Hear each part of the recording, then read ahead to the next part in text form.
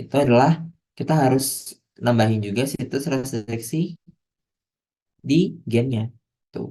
Karena agar bisa masuk, situs restriksi itu harus saling menempel. Tuh ya. Oke, jadi yang B juga benar. Lalu yang C, nah C itu kalau kita lihat dia kan ada bagian yang mismatch ya di sini. Ini namanya bagian yang mismatch atau bagian yang tidak bisa komplement, tidak cocok.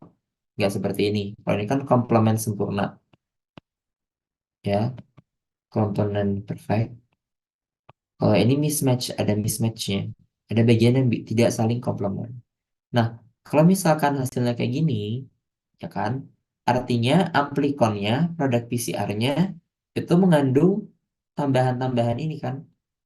Dia mengandung tambahan gen yang tidak ada di gennya itu sebelumnya. Sehingga di sini kita juga bisa membentuk si versi gen mutan. Tuh. Oke, sampai sini ada yang mau tanya dulu terkait primer ini.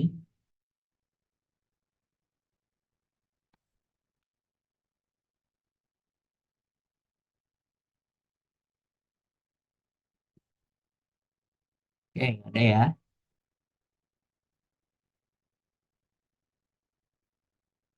Oke, nah selanjutnya untuk yang D.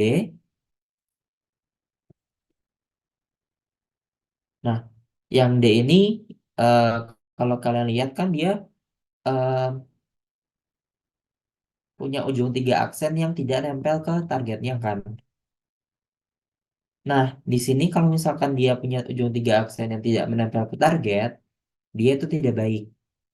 Ya, jadi syarat primer yang baik agar bisa dia mengamplifikasi si gen target, ujung tiga aksennya itu harus bisa menempel secara spesifik. Itu ya. Oke, nah sehingga yang D ini tidak bisa mengamplifikasi. Tuh. Jadi yang C tadi karena ada mismatch maka ada tambahan sequence yang bukan asli gen target, jadi membentuk amplikon berupa gen mutan. Kalau yang D itu tidak bisa melakukan elongasi atau ekstensi karena ujung tiga aksennya tidak menempel secara spesifik. Oke, sehingga jawabannya yang C itu benar, yang D itu salah. Itu ya. Oke, sampai sini ada yang mau bertanya dulu?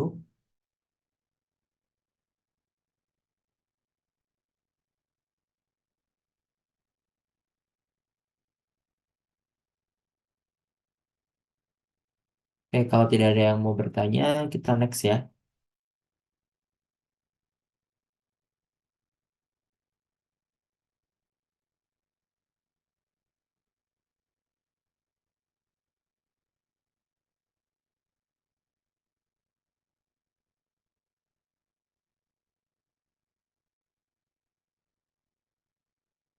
Oke, jadi soal selanjutnya itu terkait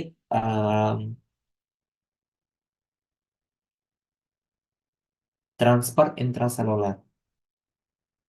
Nah, di sini kita punya kolagen sebagai salah satu komponen penyusun Komponen itu matriks ekstraseluler ekstraseluler yang banyak yang ditemukan banyak pada ditemukan jaringan pada hewan. jaringan hewan.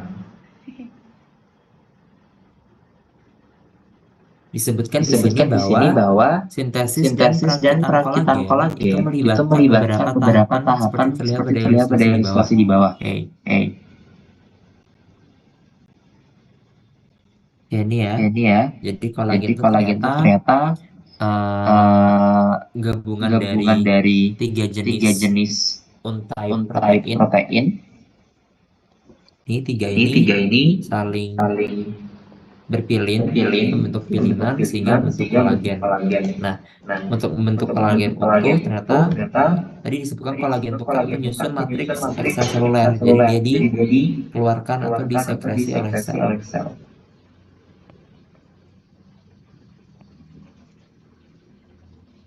Nah, Nah, di sini di sini ternyata ternyata eh, eh, setelah setelah disekresikan, disekresikan kolagen itu itu akan akan dipotong si dipotong si ujung-ujungnya ujung-ujungnya sehingga menjadi sehingga menjadi kolagen kolagen molekul. molekul. Oke. Okay. Nah, Nah,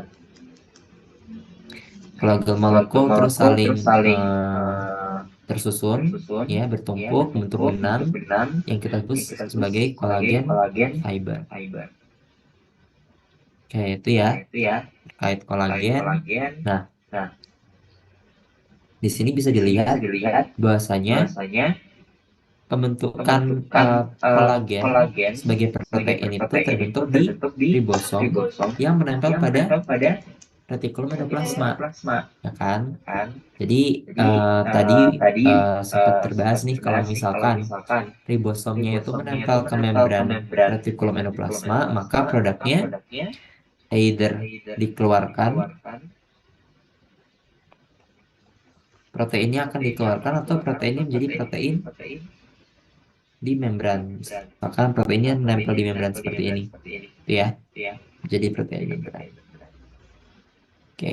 Oke, Tuh. tuh. Nah, Nah, terus dari terus dari endoplasmic endoplasmic reticulum dikirim reticulum ke dikirim badan ke badan Golgi, Golgi, lalu lalu di dieksositosis atau eksositosis atau dikeluarin. dikeluarin. Nah, Nah, sekarang pernyataan sekarang yang A. pernyataan yang A. Translasi Translasi kolagen kolagen melibatkan melibatkan retikulum retikulum endoplasma endoplasma kasar. kasar. Jawabannya Jawabannya benar, benar, karena di sini karena di sini ribosomnya menempel ke ribosomnya menempel retikulum ke endoplasma kasar. retikulum. Lalu yang B, B. transfer kolagen ke dalam Kolagen ke dalam aparatus Golgi aparatus membutuhkan peran membutuhkan sitoskeleton. Oke, Oke. Mau lihat. jadi kan Jadi kan ada proses ada proses pemindahan pemindahan kolagen dari kolagen dari endoplasmic Suaranya kecilin ya? reticulum ke retikulum sini ke gitu ya. sini gitu ya. Nah, kalau bisa Nah, dilihat di kalau sini bisa dia bentuk dilihat dia struktur bentuk kantung. struktur kantung. Nah, Nah, gimana kantung gimana ini kantung atau ini atau vesikula ini vesikula ini bisa berjalan bisa dari berjalan dari retikulum endoplasma Ini ke tuh dari badan sananya Golgi. apa dari ini deh Caranya kalau ternyata dia makasih dibawa dari oleh dibawa oleh Iya, sitoskeleton. Jadi ada jadi ada sitoskeleton kita sebut sebagai mikrotubul. mikrotubul. Berarti suaranya dari sini. Jadi Jadi mikrotubul itu mikrotubul itu ibaratnya seperti ibaratnya rel. seperti rel. Mau tulisannya apa Vesikula tadi? itu seperti gerbong kereta yang membawa Allahu kargo barang nih, Akbar. ya. Ya. Jadi di sini Jadi di ada sini ada rel-rel rel mikrotubul, mikrotubul, lalu nanti lalu nanti dibawa dibawa si kolagen yang berada kolagen di yang dalam berada di dalam vesikula atau vesikula kantung atau kecil kantong ini kecil ini melalui jalur melalui jalur si si mikrotubul ini mikrotubul sampai ini ke sampai ke luar sana. luar sana. Itu ya. Itu ya. Siapa? Hendra itu singkatan. Jadi proses Jadi proses pergerakannya pasti pergerakannya pasti melibatkan melibatkan mikrotubul. Yang B, Yang B, Ini udah dipilih apa besok bakal ada seleksi lagi, yang Kak? C, yang C, Ya, itu maksudnya transfer dari kolagen dari kolagen dari aparatus Golgi aparatus keluar Golgi sel keluar tidak sel membutuhkan tidak peran membutuhkan peran sitoskeleton. Nah, ini sitoskeleton. salah Ini karena salah tetap karena membutuhkan tetap si membutuhkan si mikrotubul tadi. mikrotubul tadi. Oke, lalu Oke, yang D, lalu yang D, penghilangan kedua penghilangan kedua ujung ujung Oh, ini. polipeptida pada polipeptida pada prokolagen prokolagen yang yang masih masih berada di berada dalam di sel dalam sel tidak tidak akan akan mengganggu mengganggu fungsi. fungsi. Kecamatan saya. Ya, aku kecamatan Nah, Nah, ini ini prokolagen ya. prokolagen ya. Prokolagen terus Prokolagen terus dipotong dipotong menjadi menjadi kolagen. kolagen. Ya sih, Ya sih, harusnya tidak harusnya tidak mengganggu fungsi mengganggu karena fungsi karena itu yang itu akan yang akan dilakukan di luar dilakukan di sel. luar sel. Bukan kita Bukan kita memotong memotong ujung-ujungnya. ujung-ujungnya. Sehingga yang D Sehingga yang D jawabannya jawabannya salah. salah. Oke, sampai Ya, sini ada sampai yang sini mau ada yang tanyakan mau dulu tanyakan dulu dari teman-teman. dari teman-teman. Nah, ya Allah. Ya Allah, sedih banget. Kok hilang? Tadi Aman ada. ya? Aman ya? Di sini Di soalnya sini cukup soalnya jelas cukup karena jelas karena gambarnya juga udah cukup udah jelas cukup sih. jelas sih. Oke. Oke. Oke, jadi kalau Oke, jadi misalkan kalau nanti ada misalkan soal nanti ada soal ada ada soal tentang soal gambar tentang seperti gambar ini, seperti ini, diagramatik seperti mohon ini, mohon di baca dulu baca dulu diagramnya seperti diagramnya apa. seperti apa. Oke, itu ya. Oke, itu ya. Oke. Oke. Kalau tidak ada Kalau tidak ada pertanyaan, pertanyaan, kita next. Azza saya kayak apa? Itu yang baru pindah. Oh, Azza. Iya, yang desain.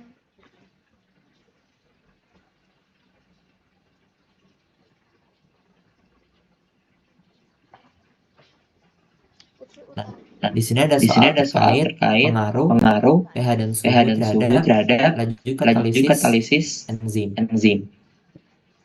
Ya, di sini Ya, kita di sini punya kita punya sistein, sistein, oke, oke, ada ada struktur struktur asam asam aminonya. aminonya. Jadi asam Jadi amino itu asam amino adalah itu adalah penyusun dari protein. Jadi kalau asam amino bertemu dengan asam amino lain berikatan berinteraksi akan membentuk protein. Jadi protein kalau dipecah dipecah jadi asam amino. Artinya seperti itu Artinya ya. seperti itu ya. Nah, enzim itu kebanyakan adalah protein. protein. Ya, jadi Ya, jadi enzim itu kebanyakan molekul yang berupa protein. protein. Oke.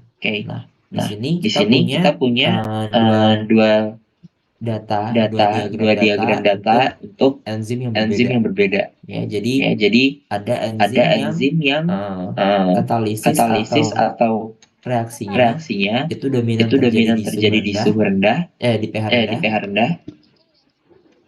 Ada yang dominan di pH tinggi, di pH basah. Ya. Ya. Nah, kalau yang kanan, grafik kanan itu terkait suhu, yang C itu bekerja di suhu lebih rendah, yang D di suhu yang lebih tinggi. Ya, intinya cara membacanya seperti itu. Oke.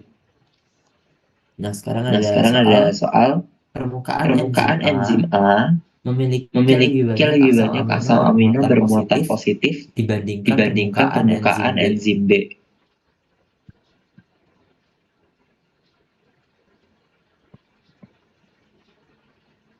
Oke. Oke. Jadi ada kecenderungan yang berbeda untuk protein yang bisa bertahan di kondisi asam dan protein yang bisa bertahan di kondisi basah sebenarnya. Jadi ada protein itu tadi kan terbentuk oleh asam amino ya. Nah, asam amino ini jenisnya ada 20.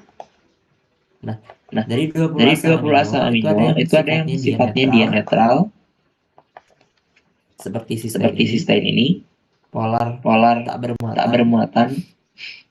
Itu buat yang katalis ya.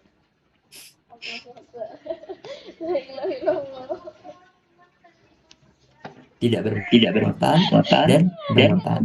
Ada yang muatannya positif, ada yang muatannya negatif. Kalau positif kita sebut dia sebagai asam amino yang basah. Kalau negatif dia asam amino yang asam. Oke. Nah, di sini karena pH yang lebih rendah itu akan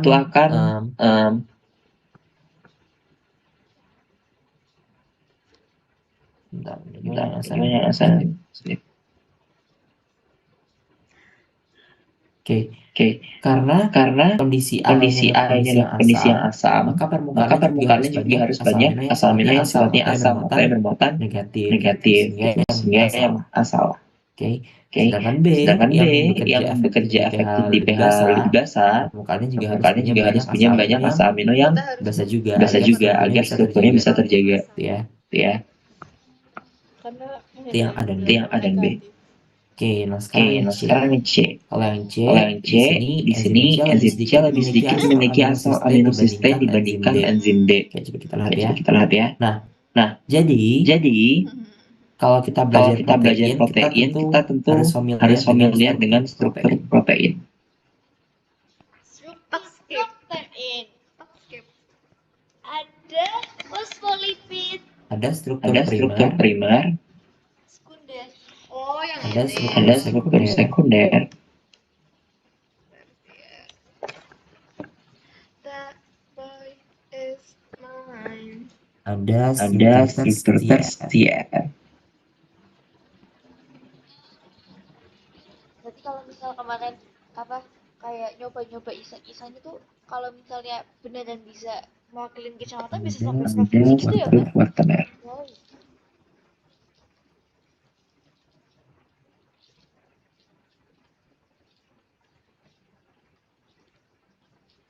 Oke. Nah, bedanya apa? Dari tiga struktur ini?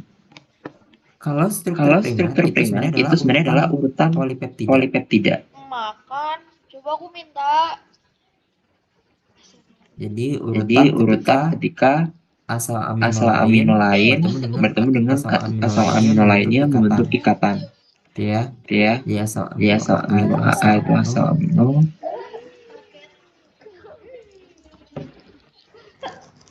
Oke. Oke. Tuh. Tuh. Nah, perlu diketahui bahwasanya bahwasanya protein itu itu rantai rantai polipeptidanya atau rantai rantai polipeptidanya polipeptidanya itu punya dua ujung, ujung N ujung dan N ujung C. dan ujung C. Ini muncul Ini muncul dari mana? Muncul dari struktur asam amino asam amino itu sendiri, ya. Jadi asam Jadi amino asam amino itu punya C C pusat, ya, ya. di mana C Di mana C pusatnya itu dia punya lengan lengan N atau lengan atau lengan amino amino dan dan lengan lengan karboksil Amina, cipungnya mana? atau ujung C. atau ujung C. ujung Atau ujung karboksil. Nah, ikatan antara asam amino satu dengan asam amino lain terjadi yaitu terjadi antara karboksil karboksil dengan amina dari dari asam asam amino berikutnya. Nah, asam amino Asam tadi kan amino tadi kan bervariasi ya. bervariasi ya. Ada Ada netral, mata positif, mata positif, mata negatif. Nah, itu semua berbedanya ada di Musim langsung kita sini, nggak pulang itu rantai sampai rantai sampingnya. aku sih pulang. Oke, jadi kalau kita gambarkan struktur dasar asam amino itu dia punya C pusat yang kita sebut sebagai C alfa. Dia punya lengan amino.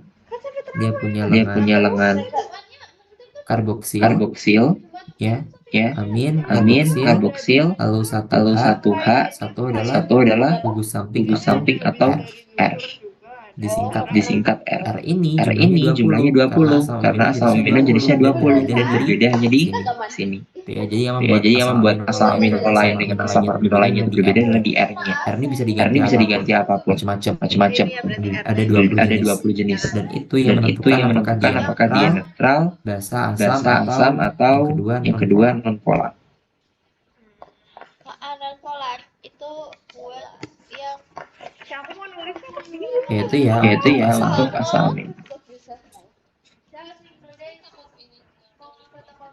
Yes, saya fotokopi kafe.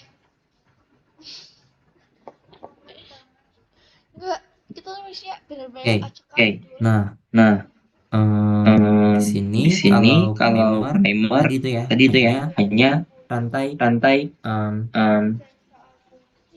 antara asam aminonya saja. Membentuk ujung N dan membentuk ujung C. Nah, kalau sekunder itu terbentuk ikatan hidrogen.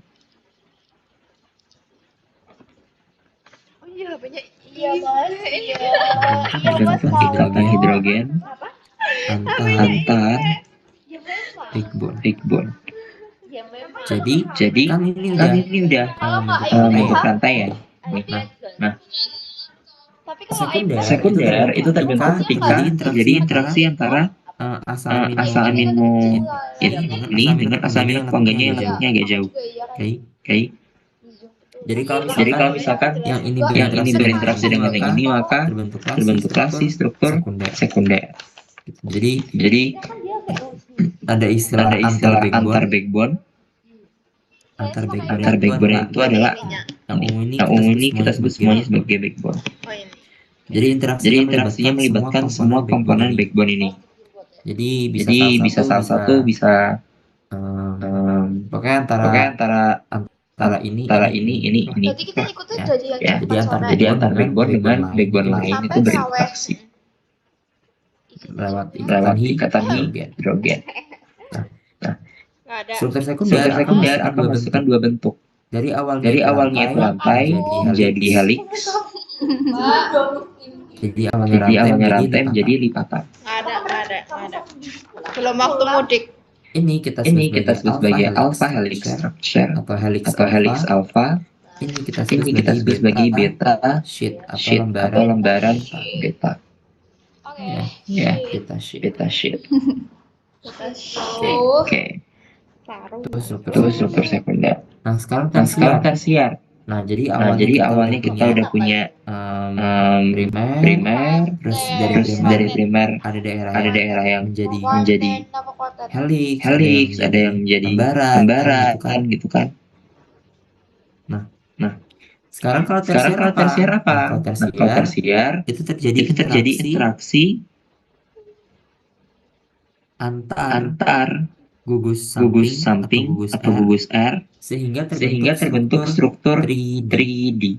ya. Ya, Jadi struktur jadi struktur tiga dimensi suatu protein itu muncul di level tersier ketika ketika terjadi interaksi antar gugus R gugus rantai samping ini, asal amino ini, misalkan ini punya ini punya rantai samping, rantai sampingnya berinteraksi dengan rantai samping.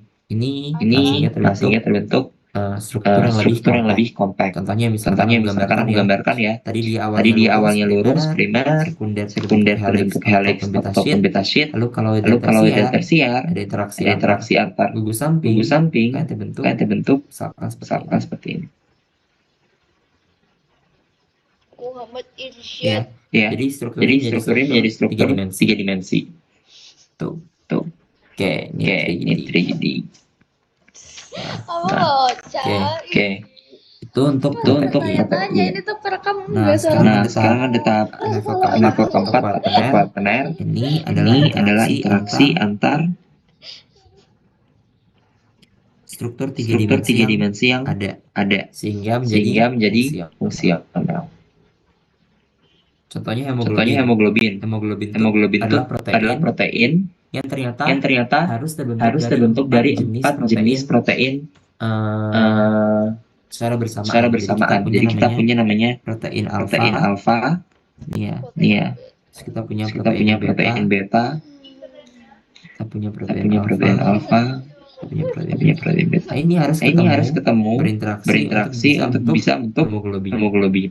Jadi partner itu gabungan dari dua atau lebih subunit protein yang sudah tiga dimensi. Ya, jadi misalkan ini bertemu dengan sesamanya gitu ya.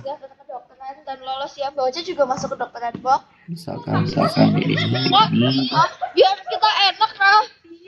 Ya, misalkan jadi kayak gini ya. Nah, ini karena bertemu sama lain dan kemudian misalkan dia memiliki aktivitas tertentu. Nah, ini kita sebut sebagai tersier. Tuh, jadi dia membentuk dimer. Kasusnya dia membentuk dimer. Amin gitu. Kalau 3 juga bisa trimer, 4 tetramer, 5 pentamer dan seterusnya. Yang kira-kira ya kira-kira aja bisa ditebak coy. Mesinnya ada yang mau tanyakan dulu. Nggak bisa ditebak. Imam. Aku di kelas sendiri juga. Aman ya? Bisa. Iya. Bisa kayak nggak ada yang nggak mungkin. Iya betul. Nggak ada yang tahu. Kerekam ora ya, Cak? Aku mah. Ilmu kocil ya, nanti kita cek dulu.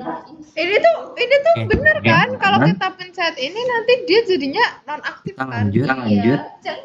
Tuh kan nonaktif kan? Sini Ya kan ya udah, yang penting suara ini juga masuk. yang B disebutkan enzim C lebih sedikit memiliki asam aminocystein dibandingkan enzim D. Nah, sebenarnya apa sih karakter dari asam aminocystein ini?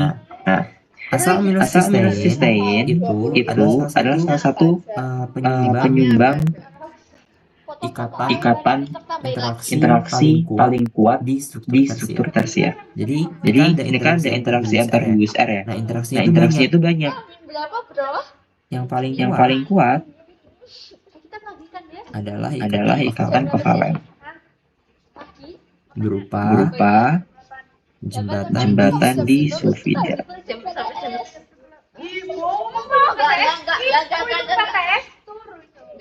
Jadi dalam protein itu struktur yang paling kuat interaksinya di level tersier ketika bentuk struktur 3D adalah jembatan di sulfida, yaitu terbentuk ikatan antara sulfur dengan sulfur seperti ini. Nah, ini hanya mungkin dibentuk ketika sistein bertemu dengan sistein. Ya. Jadi hanya sistein dengan sistein lain yang bisa membentuk ini. Sehingga semakin banyak sistein, Semakin kuat. semakin banyak sistein, Semakin suhunya bisa tinggi. maka struktur 3D-nya akan bisa jadi lebih kuat. Kita bikin ini. Nah, struktur 3D struktur 3D yang lebih kuat artinya dia lebih bisa tahan di kondisi yang lebih ekstrim. Nah, di Nah, di sini sini suhu suhu tinggi. tinggi. Nah, suhu tinggi Nah, ini suhu kan tinggi ini kan bisa bisa suhu tinggi suhu itu tinggi itu cenderung bisa memutus ikatan kan. Karena kita Karena kita misalkan punya misalkan banyak punya ikatan banyak yang ikatan sifatnya yang kuat, sifatnya kuat, maka suhu maka tinggi suhu tinggi efeknya efeknya bisa bisa lebih rendah gitu. Kita rendah bisa gitu. lebih Kita kuat. bisa lebih Nah, kuat. itu Itu maksud dari maksud dari pernyataan B. pernyataan B. Seharusnya Seharusnya protein yang protein yang bekerja efektif bekerja di suhu efektif di tinggi itu suhu tinggi itu harusnya lebih banyak punya banyak sistein. karena dia Karena dia bisa lebih bisa menjaga si struktur 3D-nya. 3D-nya. Kalau misalkan Kalau sistemnya misalkan itu sistemnya itu dikit dan dihadapi dihadapi dengan dengan suhu suhu yang tinggi, bisa jadi bisa struktur jadi protein struktur yang awalnya protein yang 3D awalnya 3D itu terbuka itu terbuka lagi, terdenaturasi terdenaturasi istilahnya. istilahnya ya. Menjadi Menjadi struktur primer saja primer saja sehingga tidak punya fungsi. Kenapa langsung primer? Kenapa nggak sekunder dulu? Oke, sampai Oke, sini ada yang sampai mau sini ada yang mau tanyakan dulu? tanyakan dulu?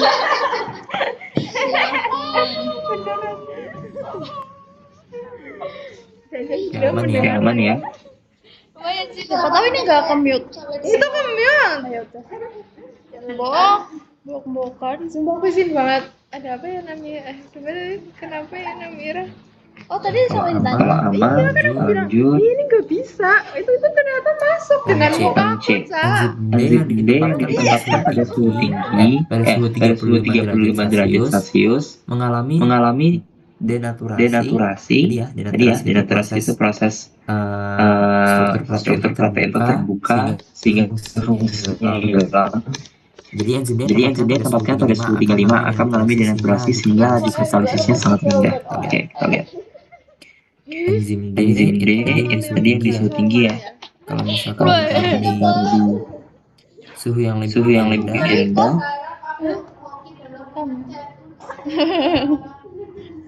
Itu aku juga kepengen itu. Ambil aja. nah, ini salah karena kalau kalau misalkan ditaruh di suhu lebih rendah, dia dia mungkin strukturnya bisa lebih tetap terjaga, tidak terdenaturasi. terdenaturasi. Hanya Hanya saja suhu rendah itu tidak favorable untuk melakukan reaksi, sehingga yang terjadi enzimnya itu inaktif saja, tapi struktur 3D-nya tidak berubah. Jadi dia tidak terdenaturasi, tapi menjadi inaktif saja. Lajunya rendah. Karena struktur 3D-nya masih utuh, tidak terdenaturasi. Iya. Karena yang terjadi adalah penurunan suhu, bukan peningkatan suhu. Beda kalau misalkan kita taruh yang C di suhu 100 atau misalkan suhu 80. Nah, itu baru kita sebut C-nya akan terdenaturasi. Oke, sampai sini paham ya? Nah, kalau udah, sekarang yang D, enzim yang berada pada lambung memiliki sifat seperti enzim A dan C. Oke, kalau lambung berarti asam ya, berarti A. Nah, terus apakah C benar? Lambung tuh temperaturnya. Nah, kalau yang C bisa jadi benar sih karena suhu tubuh bagian dalam itu 37 derajat Gak Celcius. mungkin suhu tubuh. Sekitar itulah ya. Kalau yang pernyataan selanjutnya sedangkan enzim di usus halus memiliki sifat seperti enzim B dan dan D. Nah, B-nya benar, basa, karena kan usus halus. Kalau di lambung itu ada HCl. Kalau di usus halus itu ketambahan natrium bikarbonat dari pankreas. Jadi makanan yang diolah di lambung ketika masuk ke usus halus kena natrium bikarbonat sehingga suhunya cenderung netral atau basa. Nah, di sini enzim B-nya cocok ya. Karakternya seperti kondisi pH-nya 7 atau basa. Nah, di sini kalau misalkan yang D, apakah benar enzim yang di usus halus itu harus di suhu tinggi? Enggak juga. Dia mungkin cuma perlu seperti C. Ya. Karena kan lagi-lagi suhu internal tubuh itu cenderung tetap sekitar suhunya 37 derajat Celcius. Enggak sampai 80 itu demam gitu kan ya. Nah, jadi harusnya yang ini B dan C. Gitu. Sehingga yang D salah. Oke, sampai sini Oke, sampai sini ada yang mau bertanya dulu terkait terkait soal ini. soal ini.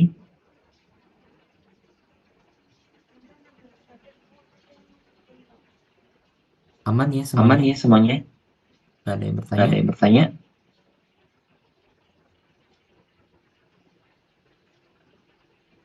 Oke, kalau nggak ada Oke, yang kalau nggak ada yang bertanya, bertanya, kita kita next next ya. ya. Aman? Aman? Kalau ayam bols itu kayak apa sih?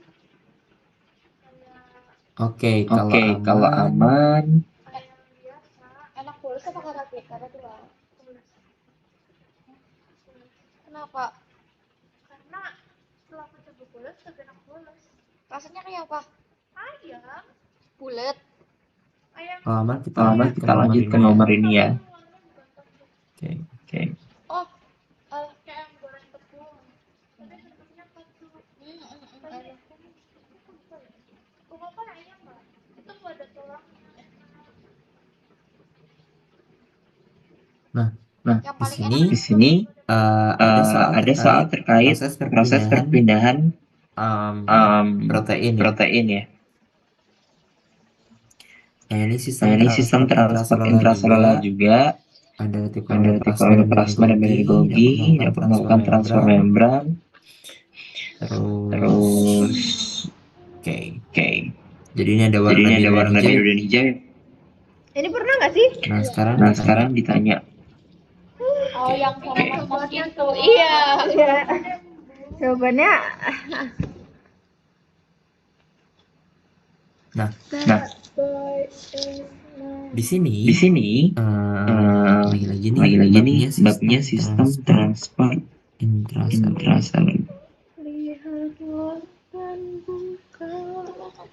Yang mana yang ayam bolos? Nah. aku nanti berasa Iya. Nah, sistem transport intraseluler itu terjadi di eukariot dapur pencot. dalam bentuk sistem sistem Siapa yang pesan? endomembran. apa itu sistem Apa itu sistem endomembran? Sistem Sistem endomembran endomembran sesuai namanya ya. Bacot Yang aja. di dalam membran. Jadi ada struktur struktur bermembran di dalam sel eukariot. Dan ini adalah salah satu hal yang juga membedakan prokariot eukariot dengan eukariot. eukariot. Nggak apa-apa. Jadi kalau misalnya kita Kita gambar eukariot, eukariot, Nah, yes. misalkan eukariot. Cacat nggak pakai ongkir. Oke. Gue tak bukain nanti ini. Sumpah. Roket jelas buka sih. Udah belum ding. Pencet aja sih. Udah nih sudah buka. Spesial Ramadan. 11 menit yang lalu dia bikin status. Di mana? Ih, Masuk. ya Allah, godaan hari pertama puasa. Oke. Nah, Nah, jadi jadi sistem endomembran endomembran itu adalah sistem membran di dalam membran plasma. Membran di plasma dalam misalkan ya. Ya. Membran sel atau membran plasma. Kamu aja. Nah, di sini membran di dalam membran itu contohnya pertama adalah membran inti. Jadi membran inti itu adalah membran yang menyelubungi DNA kita kan, DNA genom kita. Nah, di sini itu adalah salah satu jenis dari endomembran. Pori-pori nukleus apa ininya? Lalu yang kedua adalah retikulum retikulum endoplasma. Jadi retikulum endoplasma itu sebenarnya kalau digambar nanti dia bentuknya seperti kantong-kantong seperti ini. Apa? Ya. Kantong-kantong yang bentuk kanal dengan kantong-kantong lain sehingga bentuknya seperti jejaring gitu ya. Nah, itu retikulum endoplasma. NPC.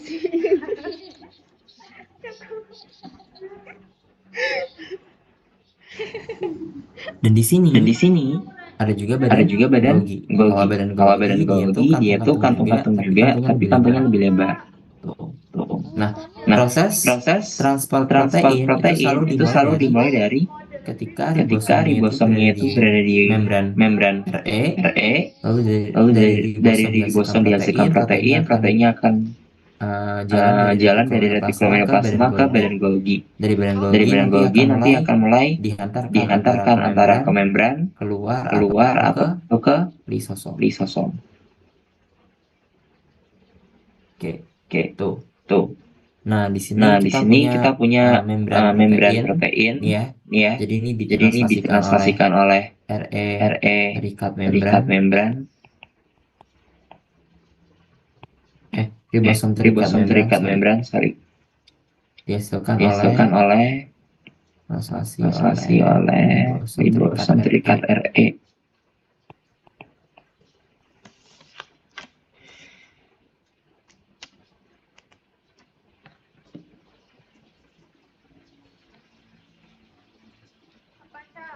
Nah, Di sini Dasar cewek. ditunjukkan bahwasanya RE di sini itu dia RE di sini dia punya dua fosfolipid bilayer. Yang diingat yang biru sama yang hijau. Nah, Kalau misalkan kita sebut sisi-sisinya, misalkan nih sel sel juga punya dua fosfolipid bilayer. Satu Satu sisi yang menghadap sitoplasma kita sebut sebagai sisi sitosolik. yang menghadap luar kita sebut sebagai sisi ekstra Sebenarnya pegel-pegel perut lu udah sakit, jadi udah kayak hamil sekarang gitu. Nah, di sini kalau misalkan kita sebut yang luar itu adalah sisi yang menghadap sitosol, maka kita juga dia sebut sebagai sisi sitosol. Yang menghadap dalam ini adalah sistem sisi yang kita sebut sebagai sisi lumen Pedes banget. atau bakal ekstra sel. Jadi dia sebenarnya propertinya sama dengan membran yang ada di bagian ekstra sel. Oke. Kenapa bisa seperti itu? Nih gambarnya. Jadi kita fokus ke protein ini ya. Protein ini akan melakukan budding membentuk vesikula, tambang-tambang kecil. Perhatikan terus yang warna biru itu selalu di luar menghadap sitosol, yang hijau di dalam menghadap cairan-cairan lain. Nah, lalu dia akan ke badan Golgi, di badan Golgi sama yang hijau tetap dalam, yang biru tetap di luar. Nah, sampailah dia ke membran plasma, maka akan terbentuk yang biru itu menghadap dalam, yang hijau itu menghadap luar. Akan selalu seperti ini. Oke. Jadi sisi lumen, sisi yang menghadap dalam ruang retikulum endoplasma atau badan Golgi itu akan selalu menjadi fosfolipid bilayer yang menghadap sisi ekstra seluler. Seperti itu ya. Oke. Bisa baca kayak kita lihat YouTube nggak sih? Ini nggak bisa Proses dipahami. transfer di atas dapat terjadi pada sel prokariot. Jelas salah karena terjadi Eukaryot karena yang hanya punya sistem endomembran hanya eukaryot. eukaryot. Kalau prokariot tadi dia nggak punya membran dalam. Jadi DNA mereka tersebar gitu sebenarnya. Ya Allah, berapa menit lagi? Oke. Berapa jam? Apabila donor kompartemen A transfer membran plasma, maka lapisan berwarna biru akan menjadi sisi ekstra seluler. Enggak ya? Karena biru selalu menjadi sisi sitosolid.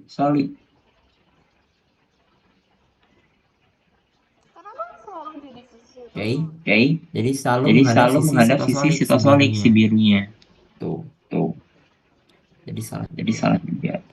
Lalu yang C, proteinnya bekerja di nukleoplasma atau di cairan nukleus, cairan inti sel, diantarkan menggunakan mekanisme di atas. Jawabannya salah karena protein ini bekerja di dalam inti sel, dihasilkan oleh ribosom yang bebas. Ribosom bebas itu protein produksinya tidak dihantarkan via endomembran yang hanya diantarkan endomembran hanyalah protein yang dihasilkan dari ribosom terikat retikulum endoplasma. Oke, Oke, selanjutnya.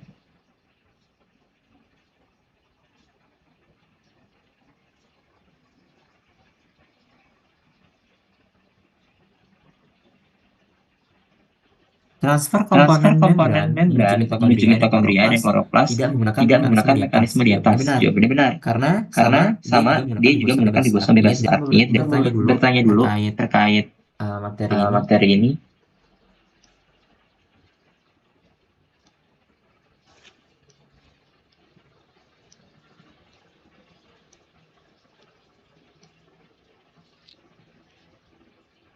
Oke, kalau Oke, tidak kalau ada, tidak ada, kita lanjut kita ya lanjut ya. ke soal Soal nomor nomor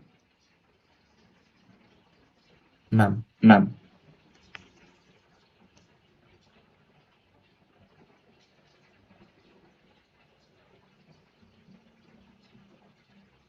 Oke. Oke. Nah, Nah, jadi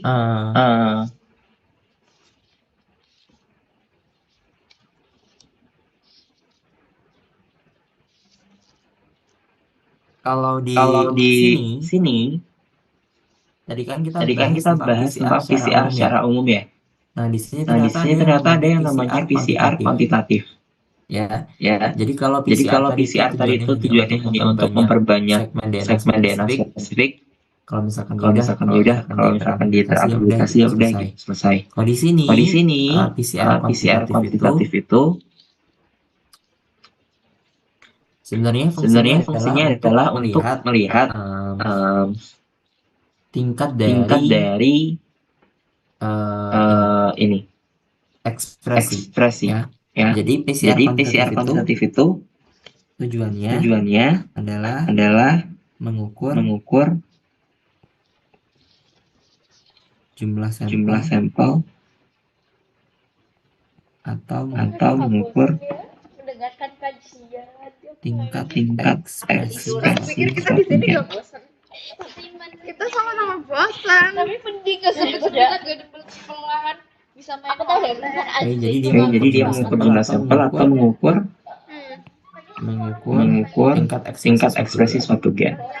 Nah, jadi gimana dia mengukur tingkat ekspresi suatu gen? Nah, tingkat ekspresinya itu kita ukur di level RNA. Ya, jadi RNA kan salah satu bentuk ekspresi gen ya. Nah, kita akan melakukan pengukuran tingkat ekspresi gen dengan cara mengukur tingkat ekspresinya di RNA. Jadi hal Jadi pertama hal pertama yang harus dilakukan lagi-lagi adalah isolasi RNA. Oke, kita isolasi RNA. Setelah isolasi RNA kita ubah dulu RNA-nya menjadi cDNA. Via apa? Arti? Nah, setelah itu kita description ya ini. RT PCR. Nah, di sini setelah dapat nih cDNA-nya baru kita bisa ukur. Kita PCR untuk mengukur berapa sih jumlah salinan RNA yang ada di dalam sampel gitu kan. Jadi gitu. Sifatnya kuantitatif jadi kita punya angka. Ya. Di sini ekspresi gennya diukur dengan sinyal fluorescens setiap siklus PCR selesai. Nah, sinyal mampu dimunculkan dari prime yang spesifik mengenali sequence tertentu. Oke. Sinyal fluoresan digunakan pada PCR dapat bervariasi sehingga reaksi PCR dapat dilakukan untuk mengukur kuantitas beberapa gen sekaligus atau multiplex. Ya, jadi kita bisa mengukur banyak ekspresi banyak gen. Lebih dari satu. Nah, kita bedakan warnanya. Kalau misalkan yang gen 1 kita kasih dia probe yang warnanya hijau. Sehingga nanti kalau misalkan diperbanyak sinyalnya itu warna hijau. Ya, dan seterusnya warna-warna yang lain. Oke. Nah, di sini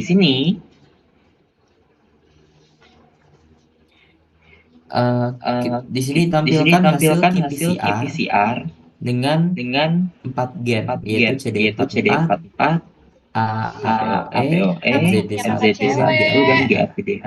Nah, di Nah, sini ada ini ada istilah istilah delta RN yang disumbu J. J. Delta Delta RN itu RN sebenarnya adalah Ya udah sih ukuran daripada dari kamu punya um, kakak.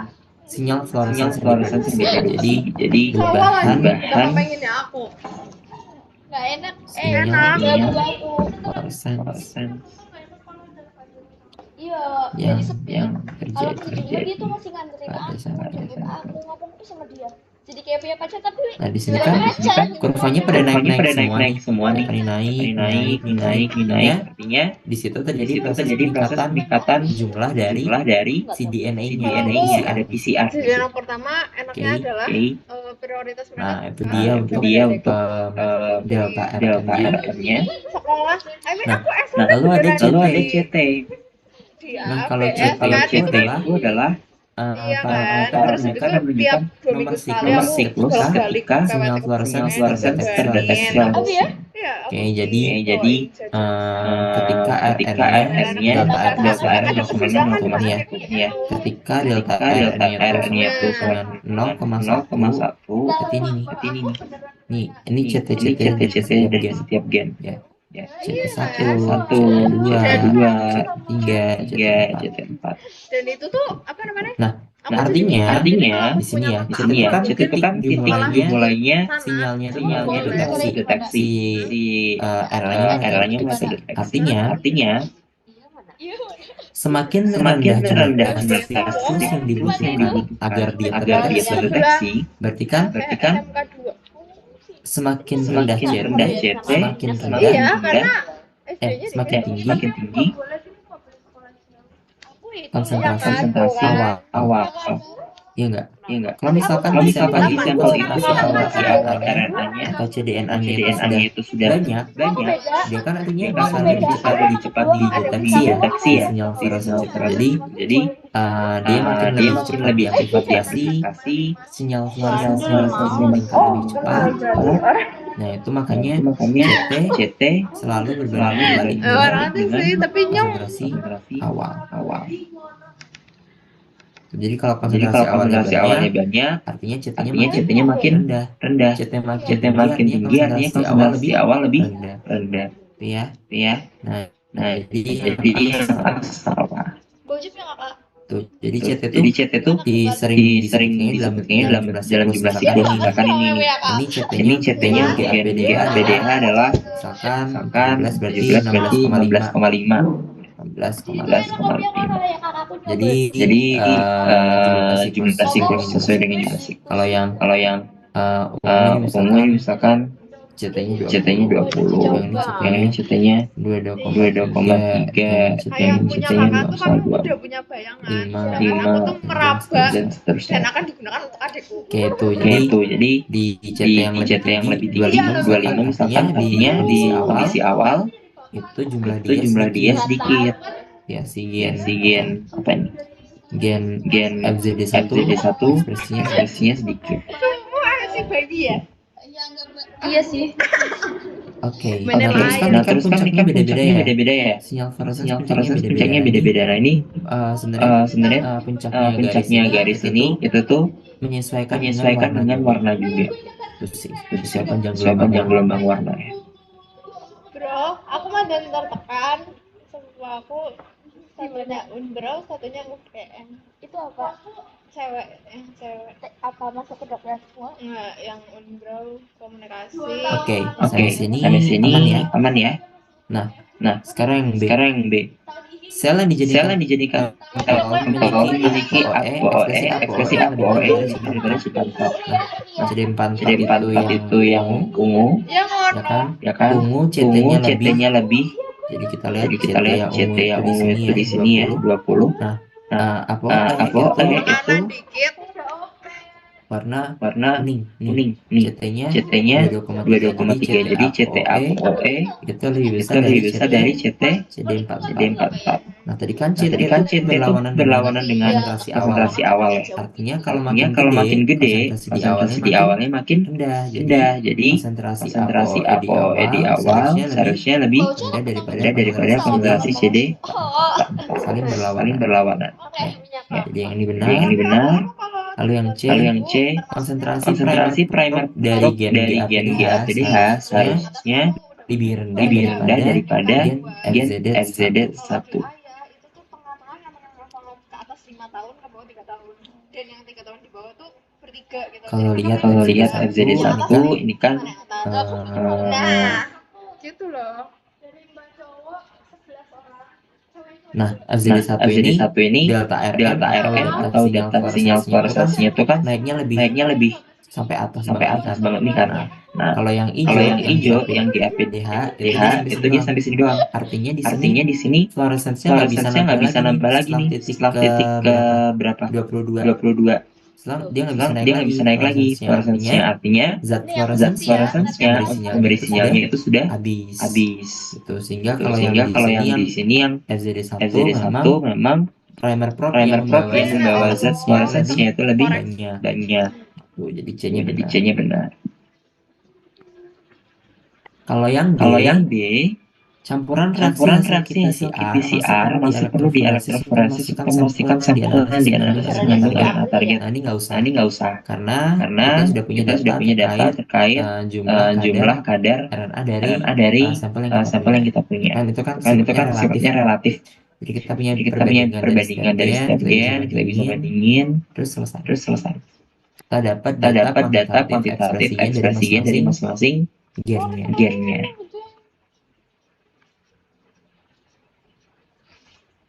Oke, sampai sini ada yang mau nanya terkait qPCR dari soal ini. Ada yang masih bingung?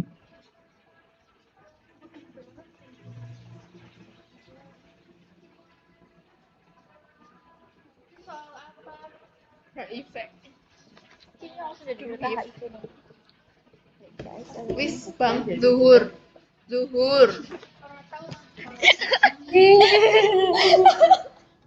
Aku gini. Oke, kalau nggak ada kita lanjut ya. Nggak apa-apa, kita unmute. Nah terus nanti di sini kita. Kalau mau nanya lewat Aku juga dari gitu udah kayak gitu. Coba yuk. Terus maaf. Maaf. Saya minta maaf nanti. Nah, di sini ada soal juga terkait teknik molekuler. Sebenarnya di sini adalah pembuatan tanaman transgenik menggunakan plasmid TI dari Agrobacterium. Oke. Jadi ini proses pembentukan tanaman transgenik. Intinya kalau tanaman transgenik kita aku ikut. insersi atau delesi gen. Ya. Nah, di sini kita diajarkan proses untuk menambahkan satu gen tertentu. Jadi disebutnya gen X ya. Oke. Alat-alat medis ibu hamil ciuman kan jawabannya. Oke. Jadi alurnya sih proses transgenik kita punya TI plasmid. Jadi TI plasmid itu punya yang bagian khas dari TI plasmid adalah tDNA. Jadi tDNA itu adalah bagian dari TI plasmid yang bisa sifatnya mobile, bisa berpindah. Nah, di sini kita menggunakan sifat mobile-nya dia untuk bisa membawa gen X. Ya, jadi gen X ini kita sisipkan di antara tDNA. Ya, ini tDNA. Jadi gen X kita masukkan diapit oleh keduanya. Kita masukkan ke sini.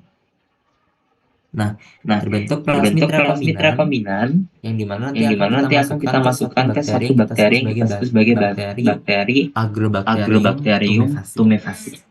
Jadi Agrobacterium tumefaciens ini kenapa dipakai untuk proses pembuatan tanaman transgenik karena dia adalah bakteri yang bisa membentuk organ kita sebut sebagai plant tumor atau gall. Jadi Jadi tumor pada tanaman itu bisa terbentuk akibat infeksi bakteri ini. Nah, di sini kita di sini kita pakai pakai bakteri yang sudah tidak terlalu berbahaya untuk tumbuhan, hanya tapi masih bisa melakukan mekanisme awal infeksinya. Aloe vera itu Jadi buaya. sifatnya tuh dia bisa memindahkan DNA DNA itu ke dalam DNA tanaman. ya. Ya, Ini semua ini semua TDNA-nya akan dipindahkan ke DNA tanaman. tanaman. Itu Yaitu sifat mekanisme awal infeksi yang digunakan oleh Agrobacterium tumefaciens. Gitu. Itu. Oke, lalu Oke, caranya lalu caranya kita punya daun, kita potong kecil, kita kita kasih bakteri yang sudah membawa plasmid rekombinant kita yang sudah membawa gen X, namanya plasmid rekombinant. Nah, terus nanti akan terbentuk tanaman yang sudah utuh,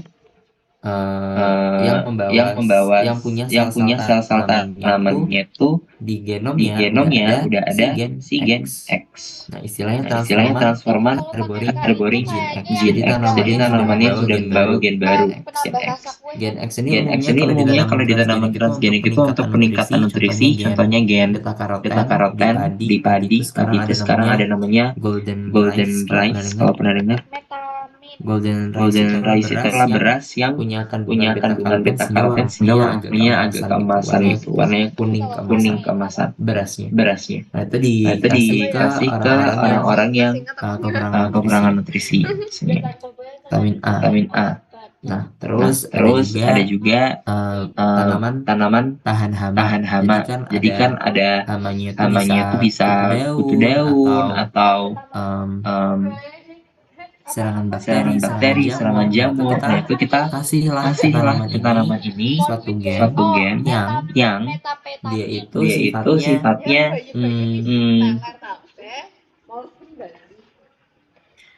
tahan bisa menghasilkan zat yang membuat tanaman itu kebal terhadap serangan hama. Ditahan hama atau resisten hama. Oke, itu ya contoh dari tanaman transgenik. Tuh. Oke. Yang A, teknik kultur jaringan tumbuhan digunakan untuk meregenerasi potongan daun menjadi tanaman utuh. Teknik kultur jaringan tumbuhan digunakan untuk meregenerasi potongan daun menjadi tanaman utuh.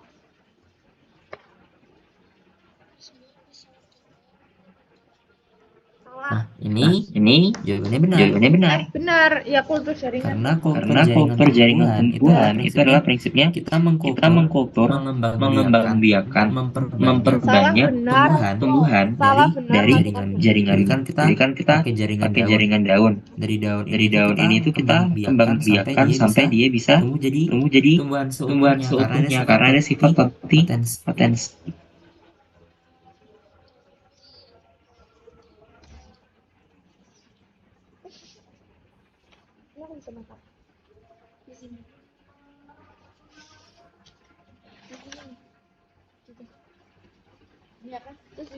Kok itu diam? Azan. Oh ya, googling. Taruh. Mengapa kan? Ya Allah. Nih kamu lihat make upku. Lihat. Aja sih lu. Enggak. Terus skip. Keseluruhan Kayak gitu. gen Emang harus aku apain? Terus kamu like. Ya besok aku like. Nah, ini jawabannya salah. Karena yang masuk ke dalam gen tanaman hanyalah segmen gen X dengan tDNA-nya saja. Ya, jadi sisanya ini kan ada tDNA ada sisanya nih ya. Ini tidak masuk ke dalam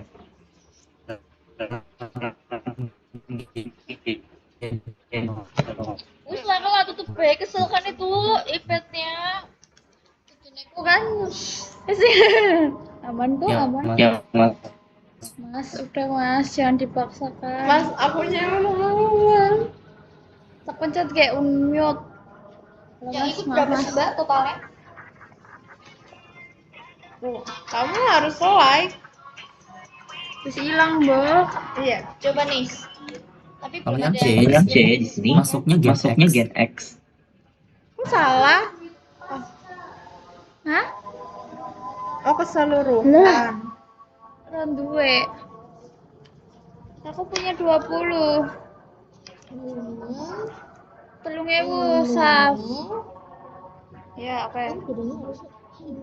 Yang paling bagus, saya paling gede semua. Imuno, ini imuno, ini. Itu jawabanku. Yeay.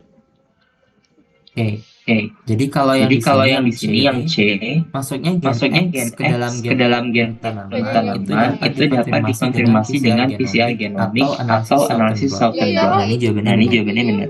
Jadi kalau Jadi kalau PCR PCR kita bisa kita bisa mengkonfirmasi kehadiran si genom gen Ya, X. jadi Ya, jadi kita yang kita yang kita lakukan kalau misalkan kita mau melakukan C, kita harus kita harus isolasi DNA tanaman Oke. transgeniknya dulu. Ini nggak tahu sih, aku nggak tahu. Umum ya?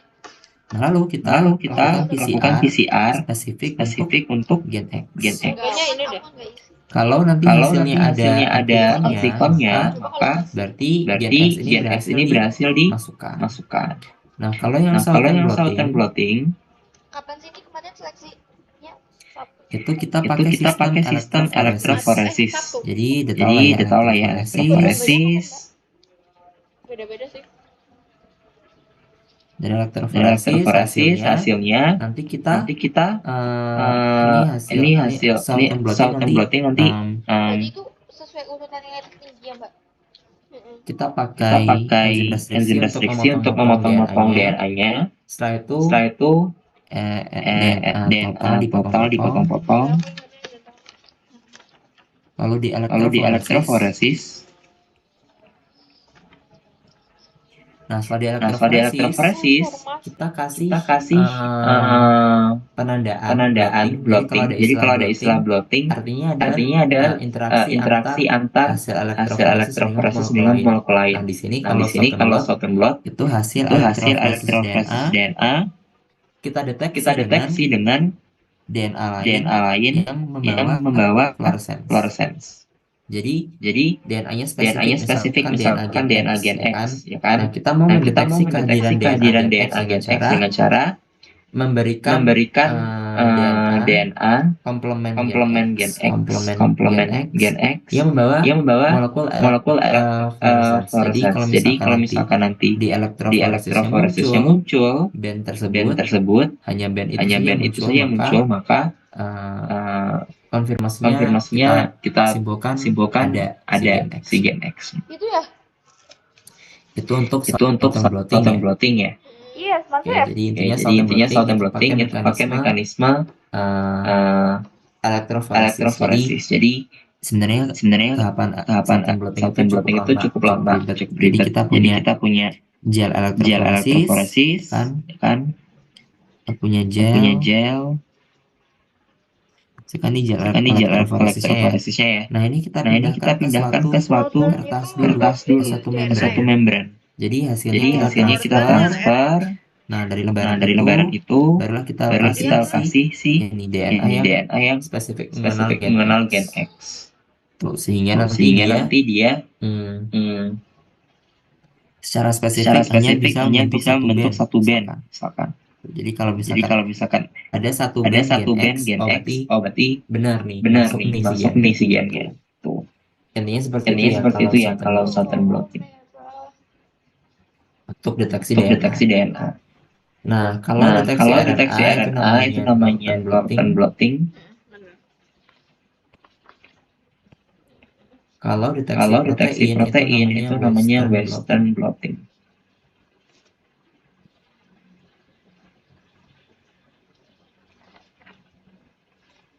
Oke. Itu untuk blotting, sistem blotting. Nah, sekarang yang D. Ekspresi gen X dalam sel tanaman dapat dikonfirmasi dengan arti PCR analisis nonton blog atau atau analisis Western Western blog. blot. Jawabannya benar semua. Ya, jadi Ya, jadi nonton blot kan nonton bisa blog kan mendeteksi bisa mendeteksi RNA. RNA. Western blot bisa Western mendeteksi blot bisa mendeteksi protein. protein. Reverse Reverse transkriptase bisa transkriptase bisa mengubah RNA. RNA. Nah, jadi kita bisa Jadi kita bisa menentukan hasilnya dari ketiga ini ya. Jadi jawabannya benar. Oke. Oke. Sampai sini ada yang Sampai sini ada masih yang masih bingung, Ada yang mau bertanya dulu nggak? Bagus nggak mereka? Ngomongin kalau yang pertama reksa ya kayaknya ya. terkait ini? Terkait ini. Dia materinya belum menguasai itu dan kurang, kalau menurut aku kurang interaksi sama bahannya lagi. Terus kalau Via ngomongnya buanter banget, tapi dia lebih banyak interaksi. Kalau nggak Kalau nggak ada yang mau ditanyakan dulu terkait yang soal ini, kita istirahat kita dulu dulu kali ya. Karena udah jam 12 juga. 12 juga. Jadi kita istirahat 1 jam. 1 jam. Kalau nggak salah Kalau nggak salah sampai jam 1. Oke, Jadi sekarang silahkan istirahat. I love you Kak dari Zuan. Love you. Ulang-ulang.